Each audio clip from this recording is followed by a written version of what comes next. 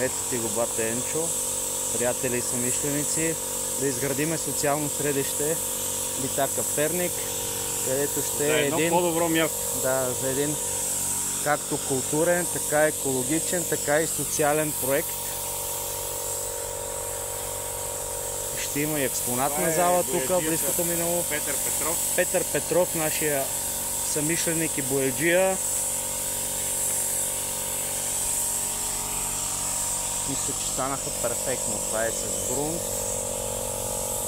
Да може да ги запазиме повече. Пак казвам, тук това ще е временното място, където от него леко по леко ще почнем да изграждаме ето там отсреща, където виждате тези хръсталаци. Това всичко ще бъде изравнено, ще бъде изградено селище от контейнери, като примерно всеки един контейнер ще е различно нещо. Един ще е порцелан, един ще е стъкло, един ще е работилница. Имаме един автобус, който ще е заведение.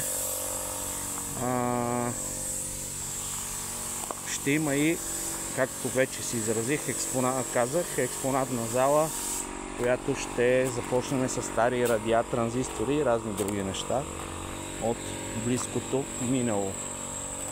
Ще има детска площадка, тук ще се правят и събития, живот и здраве, културни, летен театър, ще даваме сцена на училищата в района, които имат и читалищата, които имат такива трупи театрални и не само. Просто ще даваме изява на културни дейци във всяко едно отношение. Живот и здраве, имаме идеята и да направим както във Варна един голям ретро събор, който да е 3-дневен. Ще правим и тематични събития тук, всякакви обучения, реставраторски и какво ли още не.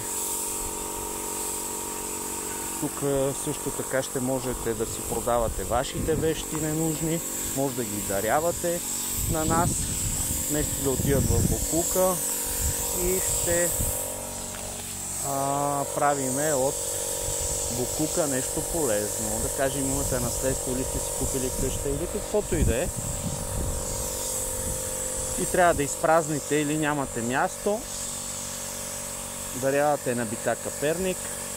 Ние тук ще преценяваме в реставраторската работилница дали става за повторна употреба. Знаете, че повторната употреба в екологията е най-високо в пирамидата, за да може да намалиме свръхпроизводството, така че ще има доста полезни, изцяло полезни и социални дейности. В град Перник един голям културен хъб ще направим, социално-културен хъб, който ще бъде за всички граждани. Всеки, който иска да се изяви по какъвто и да е начин, ще бъде добре дошъл тук. Отворен съм за всякакви предложения. Това е нещо, което трябва да направим една общност полезна и възпитателна, да даваме пример на нашите деца, младежи, които идват след нас, да дадем един пример, че